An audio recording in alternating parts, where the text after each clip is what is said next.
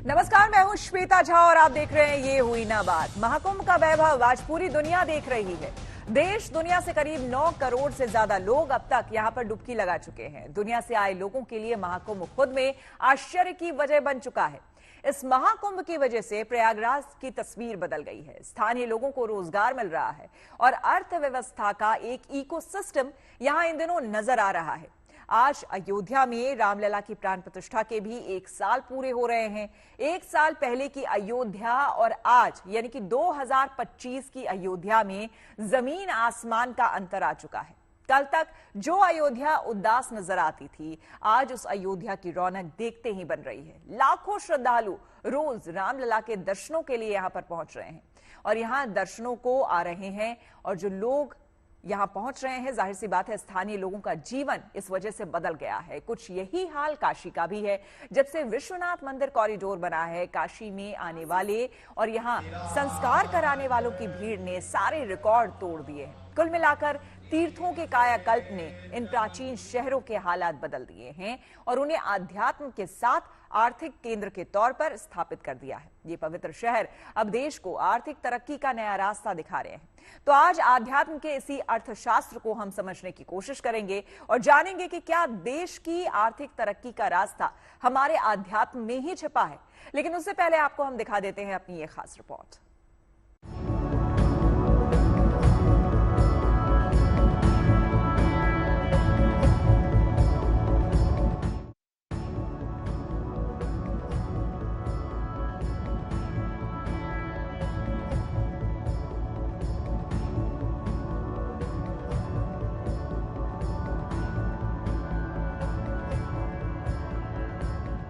ठीक 1 साल पहले आज ही के दिन अयोध्या में नए राम मंदिर में रामलला की प्राण प्रतिष्ठा हुई। यूं तो राम मंदिर ट्रस्ट की तरफ से द्वादशी तिथि पर 11 जनवरी को प्राण प्रतिष्ठा महोत्सव मनाया गया था, मगर आज अंग्रेजी कैलेंडर के अनुसार राम मंदिर प्राण प्रतिष्ठा समारोह की पहली वर्षगांठ है। राम मंदिर की पहली वर्षगांठ के मौके पर दूर दराज से बड़ी संख्या में लोग अयोध्या में दर्शन के लिए पहुंच रहे हैं। अयोध्या से करीब 150 किलोमीटर दूर प्रयागराज में दुनिया का सबसे बड़ा मेला महाकुंभ भी लगा है। यहाँ अब तक 9 करोड़ से ज्यादा लोग त्रिवेणी में स्नान कर चुके हैं। महाकुंभ में आस्था की डुबकी लगाने के बाद बड़ी संख्या में भक्त रामलला के दर्शन के लिए पहुँच रहे हैं। और काफी ठंड है, लेकिन ये ठंड गायब हो जा रही है इस चौखट पे आके, और एक बार लगता है कि हृदय कमल से उठ गया है।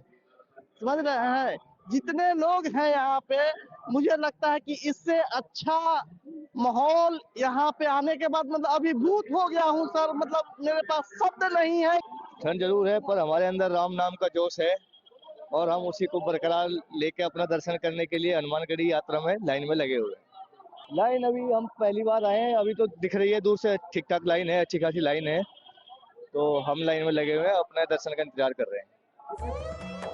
पूर्ण कुंभ हो चाहे फिर अर्ध कुंभ, हर बार इसी तरह भक्तों की भीड़ उमड़ती है।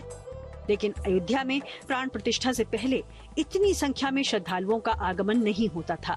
तब सिर्फ कुछ विशेष पर्वों पर ही दूर दराज से लोग यहाँ आते थे, मगर अब शायद ही ऐसा कोई दिन हो जिस दिन अयोध्या में 1.5 से 2 लाख लोगों का आगमन न होता हो। पर्यटन विभाग के आंकड़े बताते हैं कि पिछले साल अयोध्या में लगभग 13 करोड़ से ज्यादा पर्यटक रामलला के दर्शन के लिए पहुंचे थे। आपको जानकर हैरानी होगी कि पर्यटकों को लुभाने के मामले में कभी गोवा पहले नंबर पर हुआ करता था, मगर आज यूपी टूरिज्म के मामले में सबसे आगे है और इसमें धार्मिक पर्यटन की सबसे महत्वपूर्ण भूमिका है।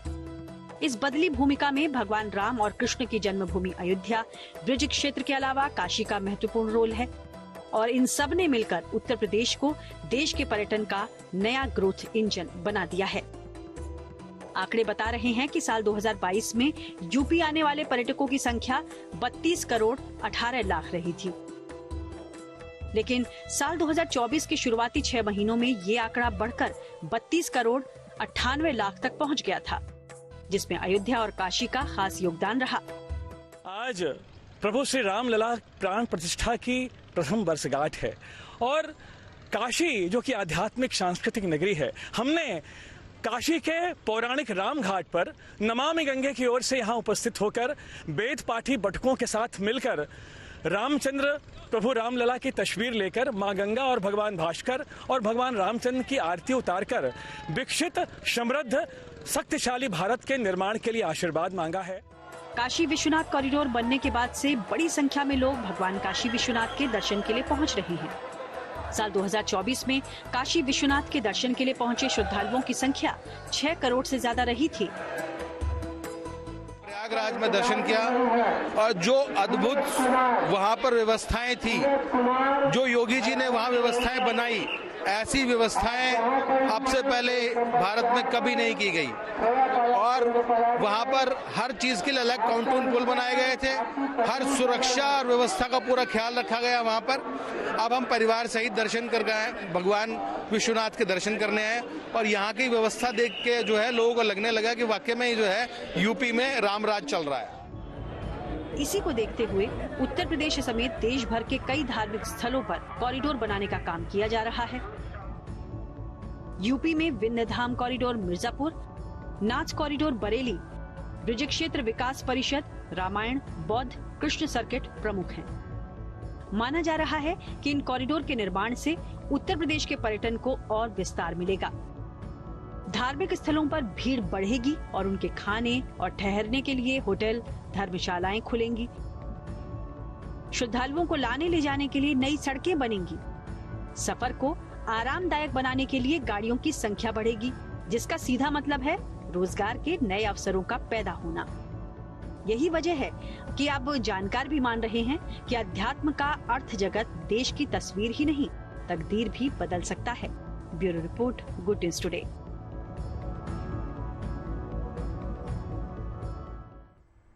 तो यही आध्यात्म का अर्थशास्त्र समझने के लिए आज यहाँ पर हम बैठे हुए हैं। हमारे साथ जुड़ेंगे स्वामी यतीन्द्रानंद गिरि जी महाराज, जो कि महामंडलेश्वर हैं जूना अखाड़ा से थोड़ी ही देर में।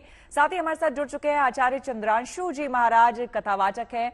आचार्य जी, आपका बहुत बहुत स्वागत है। आचार्य जी अगर जुड़ चुके हो तो उनको कैमरे पर लाइए। और साथ ही योगेंद्र कपूर जी, जो कि अर्थशास्त्री हैं। योगेंद्र जी, आपका बहुत बहुत स्वागत है स्टूडियो में हमारे साथ ही संदीप श्रीवास्तव जी, जो कि ऑनररी सेक्रेटरी हैं UP travel and trade association के, वो भी हमारे साथ जुड़ेंगे, इनसे भी हम बात करेंगे। लेकिन सबसे पहले योगेंद्र जी आपके पास आते हुए ये बताइए, चूंकि अर्थशास्त्री आप हैं और जाहिर सी बात है आज हम आध्यात्म की भी बात कर रहे हैं, लेकिन आध्यात्म से अर्थशास्त्र को जोड़ते हुए आज विशेष करके ये चर्चा हमने रखी है, क्योंकि हम देख रहे हैं कि किस तरह से न सिर्फ एक खास राज्य का, एक खास शहर का, बल्कि वो राज्य इस तरह से अब उभरने लगा है कि ग्लोबली उसकी पहचान हो रही है और अर्थशास्त्र के मामले में भी कहीं ना कहीं देश को आगे बढ़ाने में उसका योगदान हम देख रहे हैं। एब्सोल्युटली। देखिए, जब हम किसी भी देश की बात करते हैं तो उसमें जब इकोनॉमी की बात होती है तो उसमें उस कंट्री के जो जीडीपी के जो 4 कंपोनेंट्स होते हैं, जिसमें गवर्नमेंट एक्सपेंडिचर है, कंजम्पशन है, प्राइवेट इन्वेस्टमेंट है और एक नेट फॉरेन एक्सचेंज अर्निंग्स। ये सारे के सारे ऑब्जेक्टिव्स हम ये देखते हैं कि बहुत अच्छे से अब एक रिलीजियस टूरिज्म के थ्रू जो है अचीव होते हुए नजर आ रहे हैं। और इसमें आप ये देखिए कि ये सब चीजें पहले भी एग्जिस्ट करती थी, लेकिन मेजर रीजन क्या रहा है ट्रांसफॉर्मेशन का? वो ट्रांसफॉर्मेशन का रीजन रहा है change in mindset of government और लोगों को इसको देखने का नजरिया। तो गवर्नमेंट ने जिस तरीके से फोकस किया, उन्होंने अपनी तरफ से जो इंफ्रास्ट्रक्चर डेवलपमेंट जो है वो कर सकते थे उन्होंने करी है, और जितना वो ईज ऑफ डूइंग बिजनेस में हेल्प कर सकते हैं वो भी उन्होंने अपनी तरफ से एक कंटिन्यूअस एफर्ट्स अपनी तरफ से करे हैं। और जब ऐसा होता है तो हम ये देखते हैं कि उसका नेट रिजल्ट ये होता है कि आपकी सिटी के अंदर, आपकी उस जगह में प्राइवेट इन्वेस्टमेंट आता है। और वो आज हम देख रहे हैं कि प्राइवेट इन्वेस्टमेंट जो है इन द फॉर्म ऑफ चाहे गेस्ट हाउसेस हों, होटल्स हैं, हॉस्पिटैलिटी इंडस्ट्री जो है वो जो है डबल डिजिट में ग्रो कर रही है।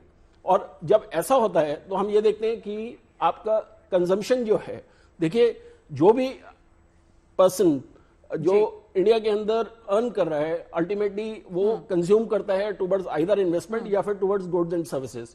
तो गवर्नमेंट के मल्टीफोल्ड ऑब्जेक्टिव्स जो हैं वो हम देखते हैं कि वो अचीव हो रहे हैं, क्योंकि ये एक जरिया बनता है जॉब क्रिएशन का भी। बिल्कुल।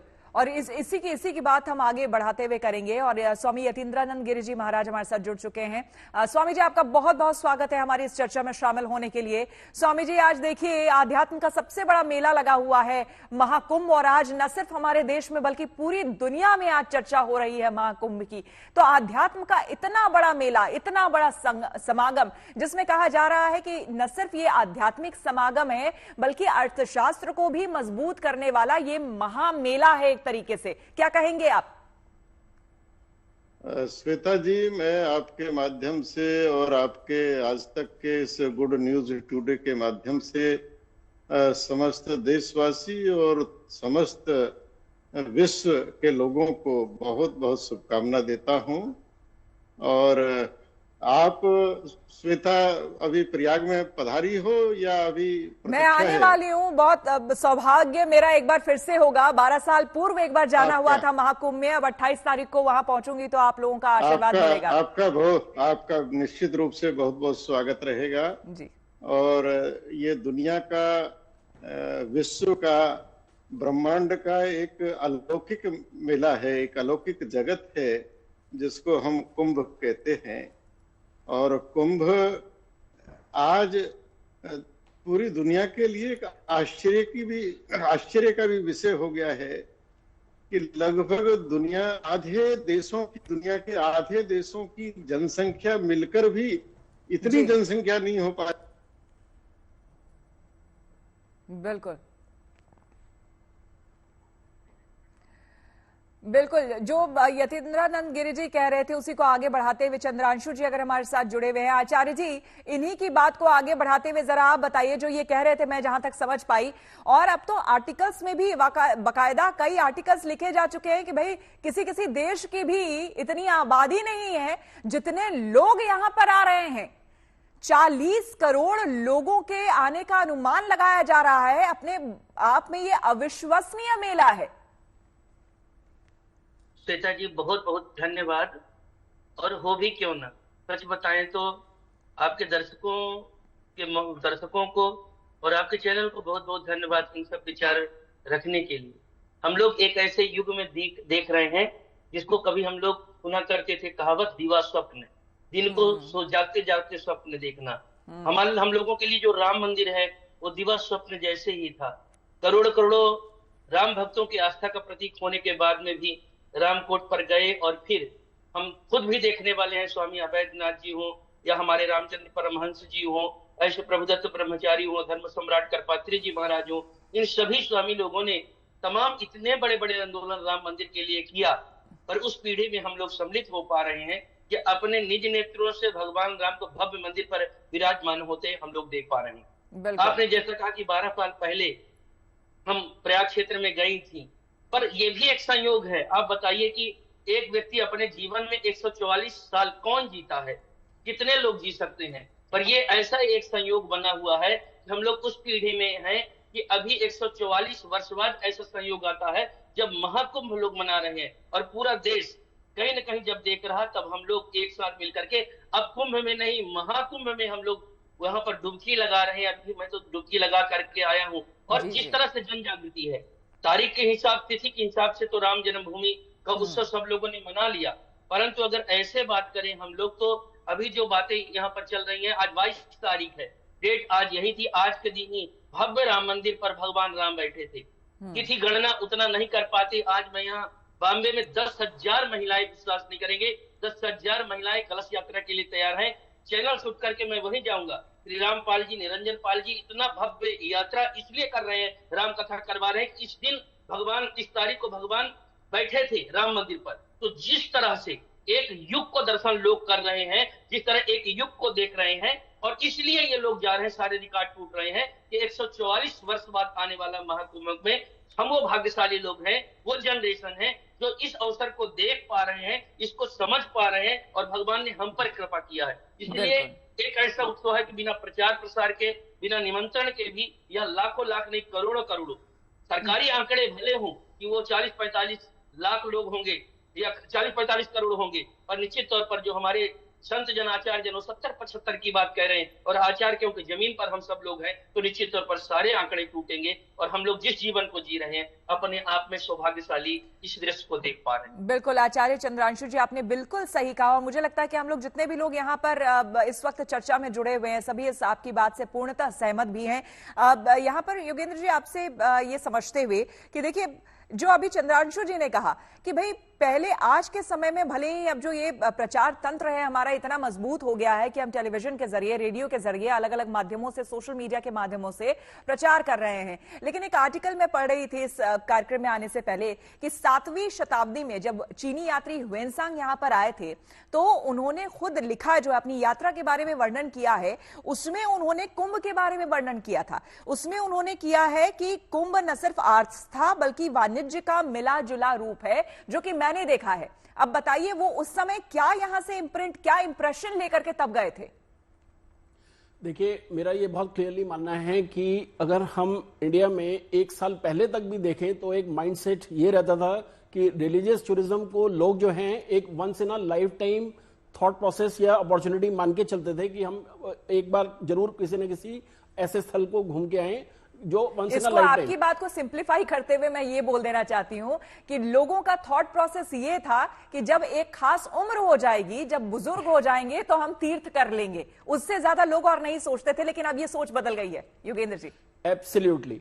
और अब देखिए कि एक थॉट प्रोसेस और एक माइंडसेट जो है वो इस तरीके का है कि, और जिस तरीके से गवर्नमेंट ने एफर्ट्स भी करे हैं कि ओवरऑल जो इकोसिस्टम क्रिएट करा है, अब माइंडसेट जो है वो ये क्रिएट हो रहा है कि एक यंगस्टर या एक मिडिल एज का पर्सन जो है वो ये मान के चलता है कि मेरे को अगर आज कहीं पे भी स्पेंड करना है या घूमने जाना है तो मैं क्यों ना अब हमारे जो डेस्टिनेशंस जो डेवलप्ड हैं उसमें जो है ऑन रेगुलर बेसिस जो है उनको हम जाके एक्सप्लोर भी करें और उसमें घूम के भी आएं। और इससे आप देखिए कि कंट्री की इकोनॉमी को कितना फायदा होता है कि यही इंडियन जो इंडिया के बाहर जाके पैसा स्पेंड करता था और एक इंडिया की प्रेशियस फॉरेन एक्सचेंज बाहर जाके स्पेंड करता था, अगर वो आज इंडिया के अंदर ही यूटिलाइज होगी तो आप देखिए कि उसके कितने मल्टीफोल्ड बेनिफिट्स गवर्नमेंट को भी और ओवरऑल इकोसिस्टम को दिखाई देंगे। बिल्कुल।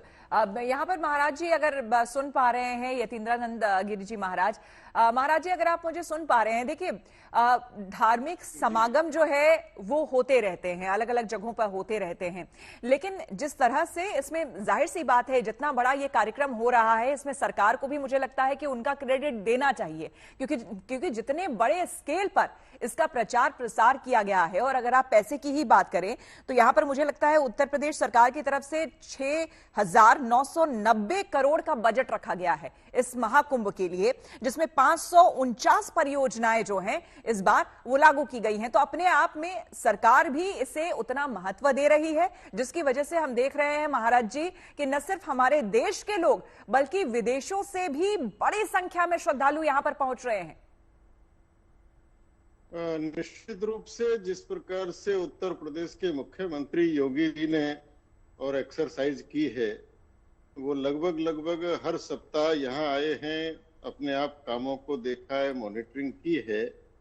और श्वेता जी मैं तो एक बात कहूंगा जी कि उत्तर प्रदेश सरकार ने ये इन्वेस्टमेंट किया है जितना आप बता रही हो, और इस इन्वेस्टमेंट से कई गुना ज्यादा उत्तर प्रदेश की सरकार अर्न करने वाली है, कमाने वाली है, क्योंकि इतनी बड़ी संख्या में जो लोग आएंगे, अगर प्रति व्यक्ति, क्योंकि कोई व्यक्ति 50 रुपए भी खर्च करेगा तो कोई यहाँ पर 50 लाख भी खर्च करके जा रहा है, अगर 500 रुपए भी प्रति व्यक्ति हम औसत मान ले तो कितना बड़ा, चूंकि हम लोग बाबा लोग हैं, हमें रुपए पैसे का अर्थ का ज्यादा ज्ञान नहीं रहता, हम भगवान का भजन करते हैं, बिल्कुल बिल्कुल, लेकिन कितना बड़ा एक आर्थिक, चूंकि आपने ये बात आपने कही है स्वामी जी, आपने ये बात, आप अपनी बात को आगे बढ़ाइएगा, चूंकि आप एक आंकड़े की बात कर रहे हैं तो मैं बता देती हूं जितना खर्च वाकई किया है सरकार ने, लगभग अनुमानित तौर पर बताया जा रहा है, जो सरकार की तरफ से ही आंकड़ा आया है कि 25,000 करोड़ रुपए का राजस्व मिलने वाला है राज्य सरकार को।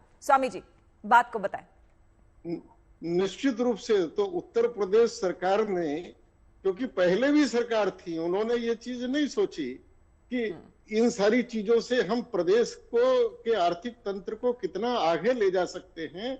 और ये जो आर्थिक तंत्र है ये एक जो सामान्य व्यक्ति है, लेमैन है, एक सामान्य मजदूर है, आज कुंभ में लाखों की संख्या में मजदूर लगा हुआ है, उसको रोजगार मिल रहा है।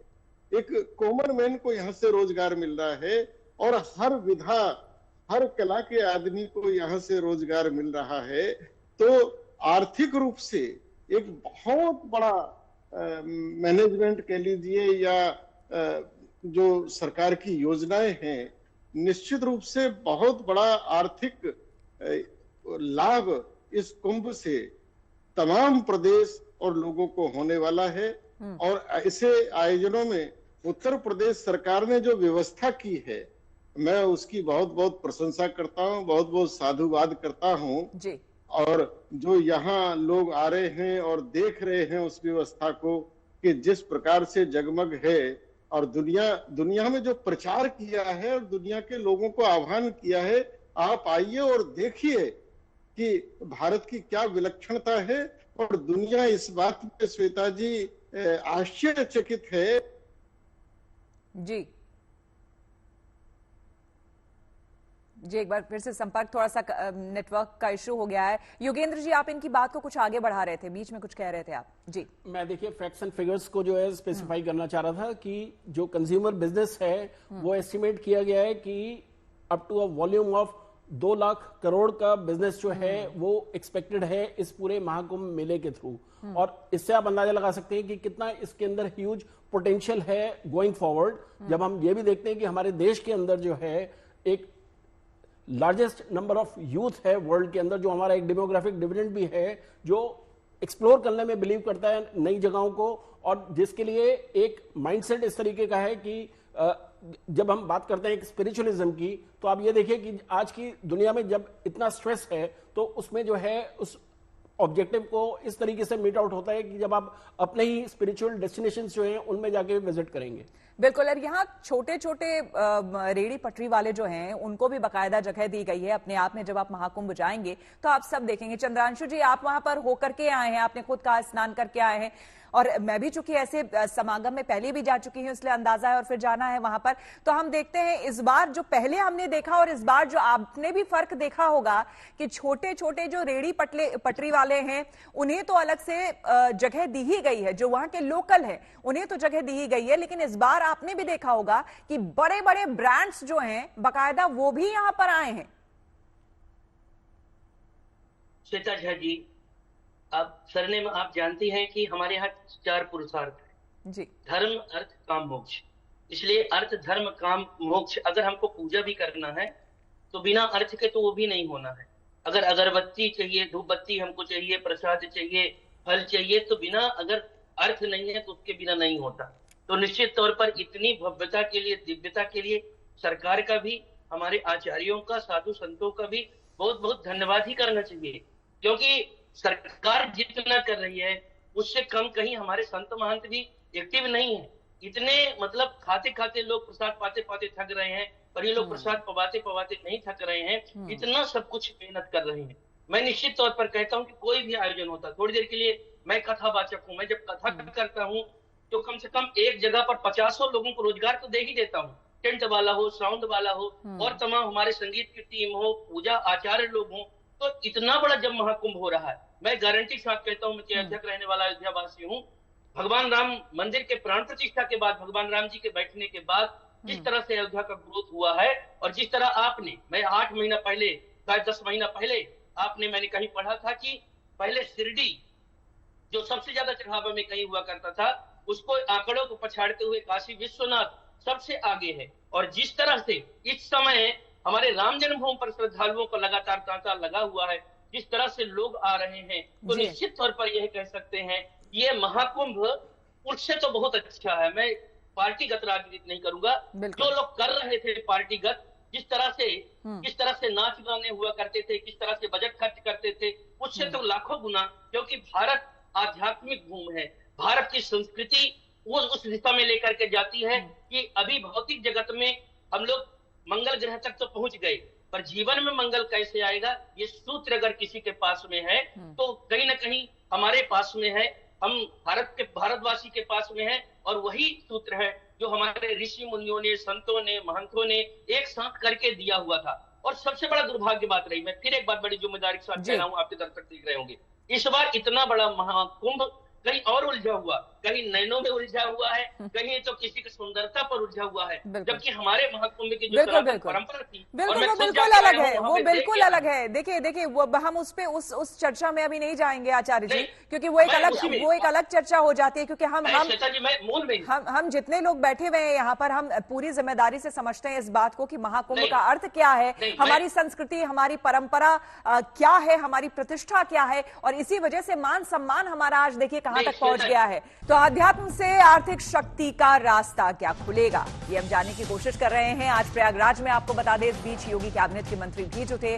पहले संगम पर त्रिवेणी संकुल पर कैबिनेट की बैठक हुई, जिसमें यूपी के विकास और धार्मिक पर्यटन को लेकर तमाम बड़े फैसले लिए गए। जिसके बाद मुख्यमंत्री योगी आदित्यनाथ ने अपने मंत्रिमंडल के साथ पवित्र डुबकी लगाई। सीएम योगी 2019 कुंभ मेले में भी अपने पूरे मंत्रिमंडल के साथ स्नान कर चुके हैं।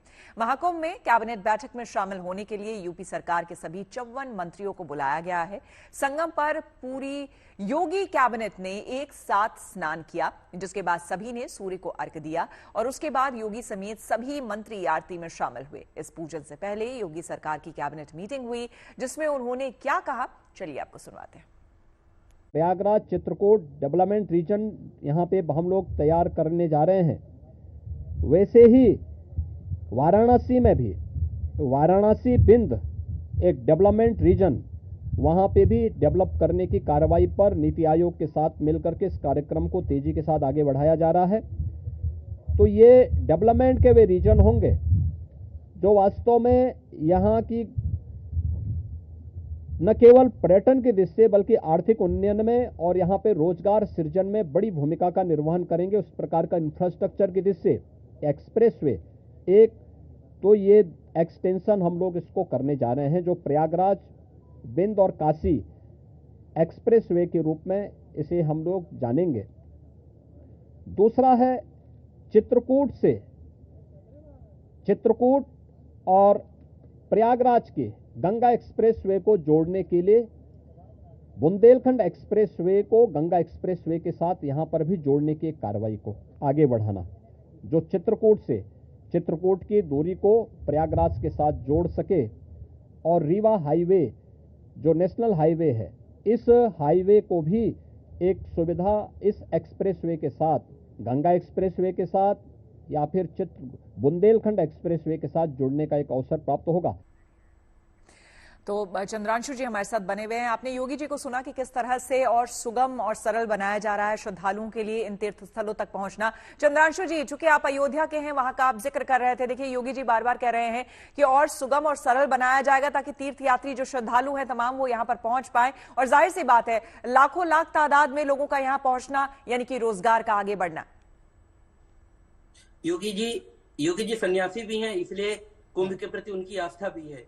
और दूसरा, गोरक्षपीठ के पीठाधीश्वर होने के नाते वो एक साधु भी हैं, सन्यासी भी हैं, योगी भी हैं, और उनके संप्रदाय परंपरा के लोग भी वहां बहुत मात्रा में हैं। दूसरी बात, उत्तर प्रदेश को उत्तम बनाने की जिम्मेदारी उन्होंने उठा करके रखा है और उत्तर प्रदेश की जनता ने उन पर विश्वास भी किया हुआ है। तो निश्चित तौर पर हमने जैसा कहा कि अर्थ और धर्म काम मोक्ष चतुर्थ पुरुषार्थों को जानने वाले हैं, उसी दिशा में आगे कहीं बढ़ रहे हैं। मैं निश्चित तौर पर इसी बात पर हूं कि अगर महाकुंभ में आने वाले जितने लोग हैं, अगर उतने सभी लोग आकर के, हमारे स्वामी जी थोड़ी देर पहले यतीन्द्रानंद सरस्वती जी महाराज आंकड़े जो गिना रहे थे, मैं कहता हूं कि सब लोग लुटाने के लिए आ रहे हैं। गरीब से व्यक्ति एक ऐसे उत्सव से जुड़ा हुआ है जो महाकुंभ रूप में आया है और अपने जीवन में एक बहुत बड़ी घटना के रूप में समझ रहा है कि जिसको देख पाना, समझ पाना अपने आप में एक अद्भुत दिशा दशा है। तो निश्चित तौर पर कहते हैं कि उत्तर प्रदेश को उत्तम बनाने की दिशा में और पूरे विश्व भर में जो हमारे सनातन धर्म का मूलभूत अवधारणा है, जो हम लोग लगातार बांटते आ रहे हैं, हमको लगता देश के और जितने भी, किसी की निंदा नहीं, किसी की स्तुति नहीं, पर इतना जरूर है कि हम लोगों ने अपने सुबह की पूजा में सर्वे भवन्तु सुखिनः सर्वे सन्तु निरामया सर्वे भद्राणि पश्यन्तु मा कश्चित् दुर्भाग् भवेत्, हम लोगों ने जब भी कहा सबको सुखी बनाना चाहा, सबको निरोगी बनाना चाहा, सबको विश्व भर की और अब ये बात सिर्फ स्पिरिचुअलिज्म तक सिमट के नहीं रह गई है, सिर्फ आध्यात्म तक सिमट कर नहीं रह गई। आप देखिए ना, इससे न सिर्फ रोजगार बल्कि पूरे राज्य का एक तरह से कायाकल्प हो रहा है, पूरे स्टेट का कायाकल्प हो रहा है, शहर से लेकर पूरे राज्य का। योगेंद्र जी ये बताइए, चूंकि अयोध्या की बात चल रही है, चंद्रांशु जी वहीं से, और जाहिर सी बात है आज का दिन अपने आप में काफी खास है। आज 1 साल पूर्ण हुए हैं, रामलला विराजे थे अपने मंदिर में, उसके पूर्ण हुए हैं, आज वहां भी कार्यक्रम हो रहा है। लेकिन उसके अलावा ये बताइए, एक रिपोर्ट में देख रही थी जो कि ग्लोबल ब्रोकरेज फर्म, बहुत बड़ा फर्म है, आप जानते होंगे, जेफरीज एक फर्म है, उसकी एक स्पेशल रिपोर्ट आई थी। उसमें यह कहा गया था कि करीब 85,000 करोड़ रुपए से अयोध्या का मेकओवर हो रहा है। तो इसे हम कैसे देखें कि एक ग्लोबल ब्रोकरेज कंपनी अगर इस तरह की बातें छाप रही है या लिख रही है, तो उसका क्या अर्थ यहां निकाला जाए? देखिए, एक जो सबसे इंपॉर्टेंट इसका निष्कर्ष जो निकाला जा सकता है वो ये है कि गवर्नमेंट का जो फोकस है वो एब्सोल्युटली सीरियस है इन नेचर, और वो ऑन ग्राउंड जो है ट्रांसलेट हो रहा है by from their words into action. तो मेरा ये मानना है कि देखिए, गवर्नमेंट का काम है गवर्नेंस, और 3 एरियाज मेरा ये मानना है कि बहुत जरूरी हैं अगर हम इस तरीके के रिलीजियस टूरिज्म के कंसेप्ट को जो है ईयर ऑन ईयर अगर हम ग्रोथ की ट्रेजेक्टरी पे देखते हैं। वो 3 एरियाज हैं, एक है सिक्योरिटी, दूसरा है health and general level of cleanliness जो है, और तीसरा है कि आप किस तरीके से कंटिन्यूअस बेसिस पे ईज ऑफ डूइंग बिजनेस जो है उसको जो है प्रमोट करते हैं। तो इन एरियाज में गवर्नमेंट का जो काम है वो ऑफ अ रेगुलर नेचर है, और उसमें गवर्नमेंट कहीं पे भी जो है अगर लैक्स करेगी तो उसका नेट रिजल्ट ये होगा कि आपकी जो ग्रोथ की ट्रेजेक्टरी है वो अफेक्ट होगी। बिल्कुल। स्वामी यतीन्द्रानंद गिरी जी महाराज हमारे साथ एक बार फिर से जुड़ चुके हैं। स्वामी जी, मुझे तो लगता है कि भारत में जो कुछ भी होता है, आप जैसे गुरुजन, आप जैसे महंत जो कुछ भी करते हैं वो शोध का विषय बन जाता है। अब आज शोध न सिर्फ इस बात पर हो रहा है कि भारत इतना बड़ा आध्यात्मिक मेले का आयोजन कैसे कर रहा है, बल्कि अब इस बात पे भी मुझे लगता है कि जब ये महाकुंभ खत्म होगा, समाप्त होगा, तो इस बात पे भी अब शोध होगा कि एक नए अर्थव्यवस्था के तौर पर, आध्यात्मिक अर्थव्यवस्था के तौर पर कैसे ये अपने राज्यों को आगे बढ़ा रहा है। स्वामी जी। श्वेता जी, इसमें मैं एक चीज कहना चाहूंगा कि हमारी जो राज्य सरकार है या जो हमारी व्यवस्था है, इतना बड़ा मेले का आयोजन वो करती है, किंतु जिस दिन मेन पर्व होता है, अभी जैसे मौनी का पर्व आएगा, तो यहाँ लगी हुई जितनी भी सरकारी मशीनरी है और इससे पहले भी जितने मेले हुए हैं कुंभ के, तो मेन पर्व वाले दिन सभी सरकारी मशीनरीज के लोग एक बात तो बोलते हैं कि कोई महाशक्ति है, कोई अलौकिकता है जो ये सारा व्यवस्था को संभाले हुए है, हम इसको नहीं कर सकते, हम तो माध्यम मात्र हैं। तो आने वाले समय में शोध इस बात पर भी होगा कि कौन सा वो अलौकिक जगत है या कौन सी ऐसी वो ब्रह्मांड की शक्ति है कि जो शक्ति ये सब संचालित करा देती है और उससे ये सारा संपन्न हो जाता है। केवल हम मनुष्य मैन पावर और धन के बल पर ये चाहें तो धन के बल पर बहुत कुछ व्यवस्थाएं हो सकती हैं, लेकिन इतना बड़ा मेला, तो इसमें कुछ ना कुछ इस ब्रह्मांड की रचना है। अब शोध उस रचना पर होना चाहिए कि आखिर संगम में ही क्यों डुबकी है, आखिर क्या बात है कि 6000 किलोमीटर की फ्लाइंग करके, और साइबेरियन पक्षी जो पक्षियों में देव पक्षी कहे जाते हैं, उनकी क्योंकि हंस प्रजाति के देव पक्षी हैं, तो पर्टिकुलर वो उसी संगम क्षेत्र में क्यों आते हैं, उससे 2 किलोमीटर इधर या 2 किलोमीटर इधर क्यों नहीं जाते हैं? आखिर ऐसी नेचर की, ब्रह्मांड की क्या वहां अलौकिकता है, कौन सी चीज है?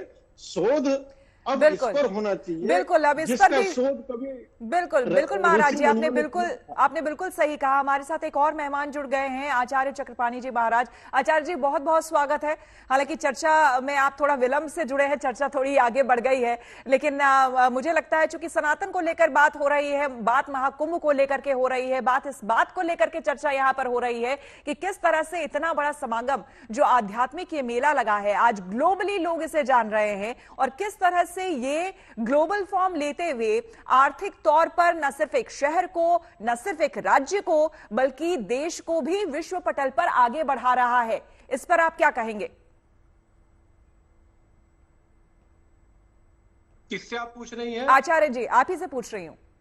क्योंकि आवाज कम आई, थोड़ा सा लास्ट अंत में सुनाई दे, थोड़ा एक बार और बोल दीजिए कृपया करके। जी जी, आचार्य चक्रपाणी जी, अगर आप मुझे सुन पा रहे हैं तो आप ही से ये सवाल है कि हम चर्चा इस बात को लेकर के कर रहे हैं, आपकी राय हम जानना चाहेंगे कि इतना बड़ा मेला न सिर्फ आध्यात्मिक मेला ये रह गया है, कई लोग इसे सिर्फ आध्यात्मिक मेला भर समझते थे, ये आध्यात्मिक मेला मात्र नहीं है, बल्कि किस तरह से आध्यात्म उस जगह, उस चरम पर पहुंचा हुआ है जहां पर तमाम पूरे हर जात, हर पंथ के लोग यहां पहुंच रहे हैं, न सिर्फ देश बल्कि विदेशों से लोग यहां पर पहुंच रहे हैं और ग्लोबली आज पहचान इसे मिल रही है, आर्थिक तौर पर भी मजबूती मिल रही है हमारे देश को।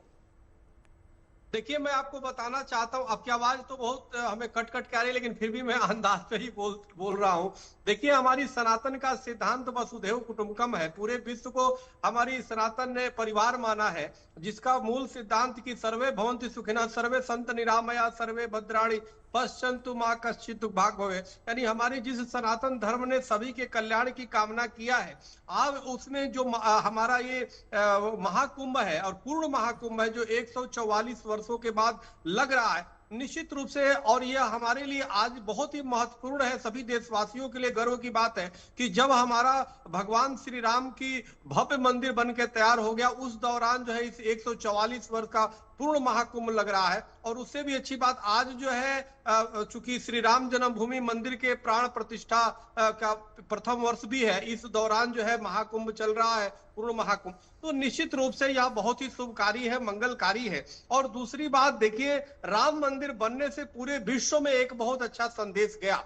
और आज देखिए कि पूरे विश्व के लोग, पहले ध्यान जाता था कि जी ताजमहल चलो देखने और कौन कोई चीज, दो चार चीजें थी, लेकिन अब लोग आते हैं तो लोग हमारी सांस्कृतिक जो विरासत है उसको देखने का प्रयास कर रहे हैं, राम मंदिर जा रहे हैं। महाकुंभ तो ऐसे ही सर्व प्रसिद्ध है, सबके कल्याण के लिए है और सब लोग उसको देखते हैं, कौतूहल बस आते हैं। और निश्चित रूप से जो पूर्व पहले हमारे महाराज जी बोल रहे थे, निश्चित रूप से परमात्मा स्वयं इनका संचालन कर रहे हैं। और सबसे बड़ी वर्तमान में जो उत्तर प्रदेश की माननीय योगी आदित्यनाथ जी की सरकार है, आज ये कितना सुखद है कि वहाँ पूरी कैबिनेट की बैठक हुई, सभी ने डुबकी लगाई, सभी एक साथ वहां पे कुंभ में जो है संतों का आशीर्वाद ले रहे हैं। ये बहुत अच्छी बात है, इससे एक संदेश गया है। पहले की सरकारें कुछ धर्मनिरपेक्षता के नाम पर हिंदू सनातन के पर्वों से बचा करते थे, उनके त्योहारों से बचते थे, मंदिरों में जाने से बचते थे, सिर्फ चुनाव आए तो उस समय अपनी दिखाते थे, बाकी तो इफ्तार करने में मस्त थे। बिल्कुल, इसी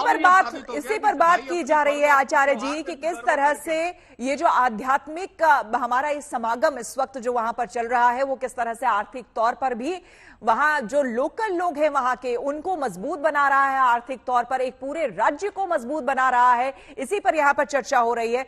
योगेंद्र जी, यहां पर अगर हम बात करें, देखिए अयोध्या की अगर हम बात करें तो यहां पर पिछले साल ही लाखों श्रद्धालु, 5 करोड़ लगभग पर्यटक बताया जा रहा है, एक रिकॉर्ड है कि 5 करोड़ के आसपास जो है श्रद्धालु यहां पर आ चुके हैं। और काशी की अगर हम बात करें तो पिछले साल तक 6 करोड़ श्रद्धालु यहां पर आ चुके हैं और बाबा का आशीर्वाद ले चुके हैं। ऐसे में अगर देखा जाए तो न सिर्फ जो मंदिर है, जैसे अभी आचार्य जी भी यहां पर बता रहे थे कि पहले सिर्फ साईं बाबा मंदिर हुआ करता था जहां हम सुनते थे, या बालाजी हम सुनते थे जहां पर सबसे ज्यादा चढ़ावा आता है, लेकिन अब देखिए इनके रिकॉर्ड्स भी कितने ज्यादा बढ़ गए हैं। काशी विश्वनाथ हो, उनका एक अलग आंकड़ा है, अयोध्या में अलग आंकड़ा है। और इससे न सिर्फ मंदिरों को बल्कि एफएमसीजी ले लीजिए, होटल्स ले लीजिए, एयरलाइंस ले लीजिए, सीमेंट ले लीजिए, ये तमाम जो कंपनियां हैं, जो तमाम सेक्टर्स हैं, उन्हें काफी फायदा। देखिए, जब हम इकोसिस्टम की बात करते हैं तो हमें यह समझना है कि उसके अंदर हर तबका जो है वो उस प्रोसेस का जो है पार्ट है। और इसमें मैं ये मानता हूं कि गवर्नमेंट का जो रोल है वो बहुत प्राइमरी है। देखिए, आप जब तक एक फ्रेंडली एनवायरनमेंट, एक फ्रेंडली इंफ्रास्ट्रक्चर जो है नहीं क्रिएट करेंगे, जब तक जो है बाकी जो फैक्टर्स हैं वो सब डिपेंडेंट हैं उस एस्पेक्ट पे, तो गवर्नमेंट का जो फोकस है वो हमेशा ऑफ अ कंटिन्यूअस नेचर रहना चाहिए इसमें। और मेरा ये मानना है कि गवर्नमेंट को एक एरिया और जो बहुत इंपॉर्टेंट है वो है फीडबैक मैकेनिज्म सिस्टम, कि उनको एक ऐसा सिस्टम रखना चाहिए कि कोई भी जो पर्यटक किसी भी आपके डेस्टिनेशंस पे आ रहा है और उसकी अगर कोई भी कंप्लेंट है किसी भी इशू को लेके, उसको जो है आपको एड्रेस करना है, क्योंकि इससे देखिए एक आपका और एक जो पर्यटक है उसके बीच में जो ट्रस्ट एंड कॉन्फिडेंस डेवलप होता है, वो एक आदमी जो है अगर वो सेटिस्फाइड होकर जाता है तो वो आगे आपका मल्टीप्लायर इफेक्ट क्रिएट करता है। बिल्कुल। स्वामी यतीन्द्रानंद गिरी जी महाराज अगर मुझे सुन पा रहे हैं, स्वामी जी यहाँ पर लगातार जिस तरह से हम चर्चा कर रहे हैं, जाहिर सी बात है अभी तक देखिए जो एक लोगों की जो सोच रही है, जो एक अवधारणा रही है कि इस तरह का जो मेला है, इस तरह का जो आध्यात्मिक समागम है, उसमें एक खास जो वर्ग के लोग हैं या फिर एक खास उम्र के लोग हैं, जो बुजुर्ग हैं, वही जाएं। लेकिन स्वामी जी आप खुद देख रहे होंगे कि युवा पीढ़ी भी जो है वो भी बढ़ चढ़कर हिस्सा ले रही है और बड़ी तादाद में युवा पीढ़ी जो है जिज्ञासावश, कौतूहलवश वहां जा रही है और धर्म को, हमारी संस्कृति को, हमारी परंपरा को जानने और समझने की कोशिश कर रही है। निसंदेह जितने भी हमारे धार्मिक स्थल हैं, केवल कुंभ नहीं, बद्रीनाथ, केदारनाथ, मथुरा, वृंदावन, जितने भी धार्मिक स्थल हैं, पिछले कुछ वर्षों में युवाओं की संख्या में बहुत अधिक वृद्धि हुई है मंदिर जाने के प्रति, धार्मिक स्थल जाने के प्रति।